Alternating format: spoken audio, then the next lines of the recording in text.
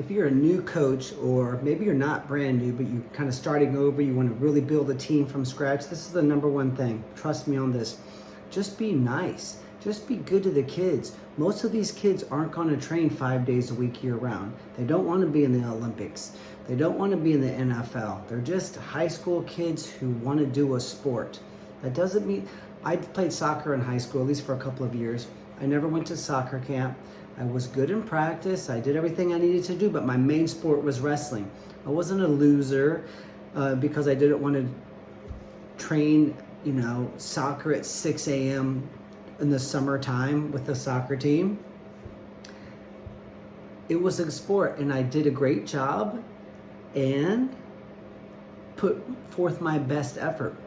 But I feel like sometimes you coaches, when you take over a high school program or you start coaching, especially at the high school level, but probably even at the youth level, you expect everybody to be as hardcore and gung-ho as you were.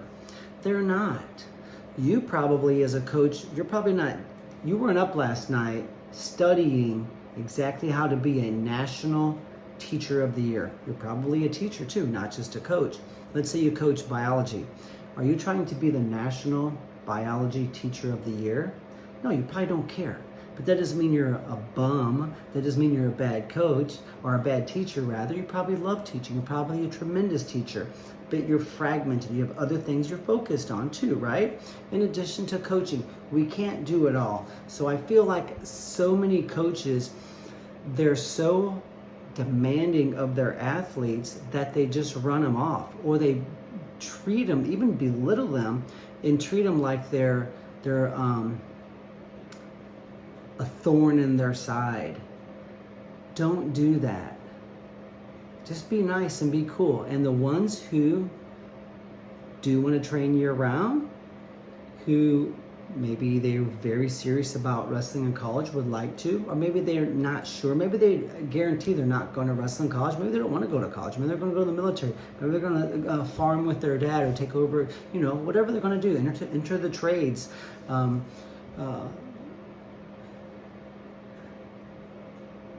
But as long as they're putting forth big effort and they're great kids and they're very valuable members of your team, help them and pat them on the back, coach them up, even make them team captain if they're deserving. And then your 4 or 5 guys and girls who want to maybe do this year round, they're going to be in the weight room year round. They're going to do all the open mats. They may go to the freestyle tournament. They may join the local, maybe you have a conglomerate sort of team you do with your coaching buddies. They're going to be there. The kids who aren't, most of them, there's just because they have other interests. Maybe they're at baseball camp. They can't do wrestling camp. So I feel like anybody watching this who says, I'm a good dude, I like kids, I am not a jerk, but I still don't have big numbers, you could be maybe even giving off a bad signal, even inadvertently, because some of your kids, maybe you're paying so much attention, you're like worshiping the 2 kids on the team who are really psycho and hardcore. Well, guess what? They're not gonna get their college paid for to the University of Virginia because they have a 4.5 GPA. One of these wrestlers on your team maybe just started as a sophomore, probably never going to leave the JV lineup. That kid's not going to wrestle hardcore year round for you because he's at science camp, he's at church camp. So I think that we have to look at this as a sport.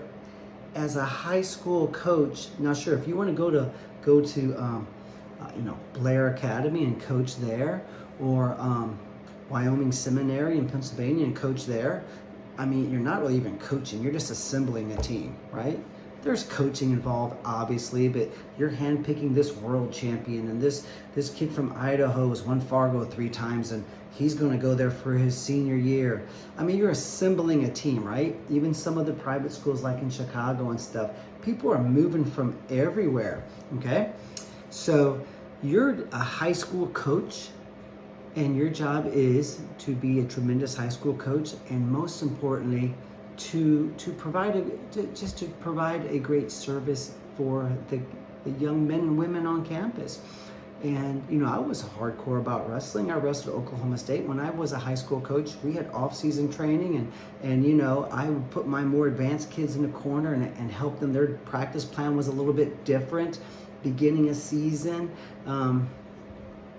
You know, we had a basic practice plan because I was inundated with beginners. So I had a more advanced practice plan for my more experienced kids. But I really made it an effort, because I remember this at Oklahoma State. Years ago, we were chatting with Troy and Terry Steiner. They were NCAA champs for Iowa.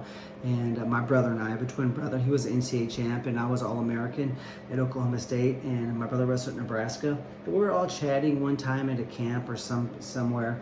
And I was like, what's it like at Iowa? And we were kind of, it was only Iowa, Oklahoma State back then for the most part. One year Penn State was very good. They actually beat us in the national dual finals one year. But for the most part, it was really a two-horse race. And so there was a little bit of like mystique in the rap. And Troy or Terry, one of them was like, what I like about Iowa is if you work and you're a grinder, you get respect. You know, Randy Lewis treats us with the same respect. You can be a walk-on or you can be a blue chipper out of high school. But if you're a blue chip recruit out of high school and they said this, and you lay in the training room with an ice pack on your neck and you're always missing practice and you're not pushing and shoving and grinding and going hard, you get shunned. He's like, everybody shuns you. They don't care how good you were in high school. Then the walk-on will show up there and do sprints and grind and just like be a. And maybe that young man never made the team. He's like, but he gets the same respect. So we very much get work ethic, or respect for our work ethic, and not really even being a great wrestler. And I was like, that's exactly like it is at Oklahoma State. But I really didn't realize it until they pointed it out, right? You know, like Keenan Monday, one of the greatest wrestlers ever. You know, he treated everybody so great. Tom Erickson, the famous coaches. John Smith obviously was there, and they treated everyone great who put forth the effort and was a worker. So I would encourage you to do that. That should be the culture of your team, and reward the kids who, maybe that kid with a 4.2 GPA, who's only a first, second year wrestler, he goes to science camp, he's never going to make varsity. But if he shows up early and he helps clean up the wrestling room and he's grinding and he's doing the sprints and he's leading the JV team, I mean, that young man or young lady needs to be treated special. You know, and your defending state champ who gets cocky, who wants to be a little jerk in practice and not help mop the mats, you need to pull him aside, you know. So, you know, now some people might be watching this, you might just be a jerk, right? I had some jerks I taught with in Texas. They were miserable. I almost got like no lie, 2 fist fights with coaches. They're just mean human beings. They were disgusting humans. I hated them. I still hate them. They're just loser humans. I didn't like them. Actually, there was more than 2. It was a toxic, terrible environment. But my high school coaches and teachers were like the most enjoyable years of my life. I hated school. I hated studying worksheet packets. Sitting straight and motionless for 8 hours watching a teacher. It was just, school's not built for people like me. But I loved the teachers and coaches, right? Then I went to the school as a teacher and a coach, and it was miserable. But so, you know, there's a good chance if your numbers are low, maybe you have a bad reputation, maybe you are a great person, but maybe you just don't have respect for the lower level kids. And they're lower level because, you know, maybe they have other interests. Maybe they're going to be, maybe they, like John Smith's nephew just played in the World Series. He didn't wrestle. I'm sure John didn't treat him like a second-class member of the family because he wasn't a wrestler. No, the guy's plays on TV. He makes millions of dollars. He played in the World Series last year. So John's like, hey, he didn't like wrestling, so he did baseball. He did good, right? Tom Brand's son was an actor. He didn't wrestle. Tom Brand's, his son was an actor in high school. Tom's like, cool, he wants to act. Go be the best there is. That's how you should be. So if you're trying to build a team, keep these things in mind. I think it's vital. And, subscribe, share this, and we do appreciate you guys following us. Remember, everything you need is at purlerwrestling.com. Summer camps, girls programs, online coaching, online academy, which will blow your mind. Our summer camps had kids from 4 different countries last year, obviously including the U.S., so that actually makes 5. But we pretty much do it all. Check it out, purlerwrestling.com, and we appreciate you watching this, and good luck, and go build your team and be a good person, and because that's what high school athletics is all about.